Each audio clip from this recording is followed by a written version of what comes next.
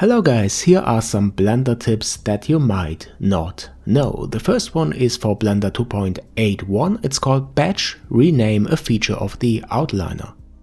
So let me first add a few objects like a cylinder or an icosphere, and I press the G key to move them a bit around in the viewport. Then I select all the objects and press Ctrl and F2 to open the Batch Rename dialog. On this you have quite a few options for renaming, for example just the selected or all objects. Then you can choose whether you want to do, for example, a find replace for the object's name or just setting the name. For the method you can decide if you want to set a new name or just set the suffix or prefix. In this example we are going to set the whole name to myObj and press OK. And then you can see that the selected objects have the new name, followed by a suffix to make the name unique. Okay, now let me go ahead and open the dialog again, choose all objects, and now I want to replace the 0 by an empty string. And when I press the OK button, all occurrences of the 0 are replaced by an empty string. So play around with this feature, you get the idea, it's a great extension. You can also define which object type you want to rename, for example, materials, meshes, curves or bones. Alright, the next one I call Hover Edit. You hover with the cursor over an input field and then you move the mouse wheel and press the Ctrl key to do very small changes for the value. To reset the value to the default, you still hover with the cursor over the field and press the key Backspace. Alright, the next one is repeating the last action. Let me for example duplicate this icosphere, like this, and then I press Shift and the R key to repeat this. Once more, Shift and D to duplicate, and then Shift and the R key to repeat. And now comes the tip aligning objects, which are a few features that I want to show you now. The first one is for the 3D cursor. It has an option Surface Project, and for this I go ahead and select Geometry. Okay, when I click this face now, you can see that the cursor is snapped and rotated along this face. That's cool, but now let me show you another option that you find in the Preferences. So go to Edit, Preferences,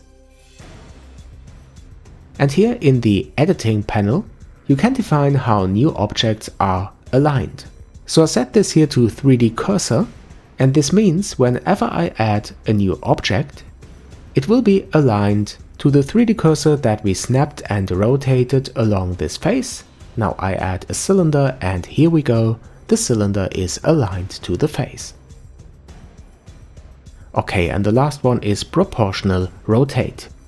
To show this I will add a cylinder, then set the vertices to 5. Just a very simple object, then I go to Edit Mode and Face Selection. Select this face, and I have the Move tool activated so I can move this upwards.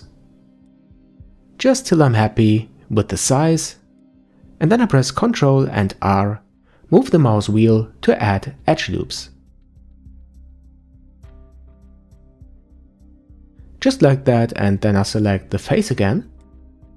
And after that I enable proportional editing. You can press the O key for that, or you can activate this button in the toolbar.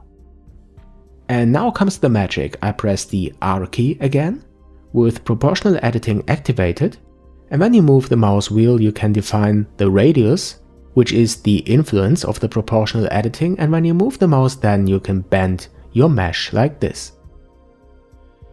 You can create really interesting shapes and deformations with this feature, and once I'm happy with it I go ahead and select these faces at the start and the end and add a small bevel. Then I add a more shiny material, a metallic one. Just add a new principled shader and crank up the metallic value.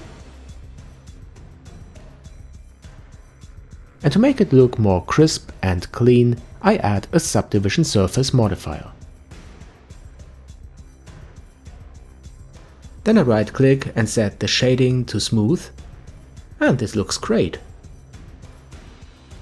Okay guys, but now the very last tip. Let's duplicate this object, but not by pressing Shift and D, I press Alt and D to create a linked duplicate. And this means when I edit now this object, the other objects, the linked ones, will change as well. So guys, that's it again. I hope you like this short tips and tricks tutorials for Blender.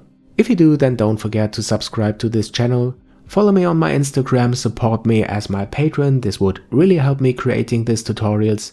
Thanks for watching, thanks for your support, and I'll see you on Jayanam.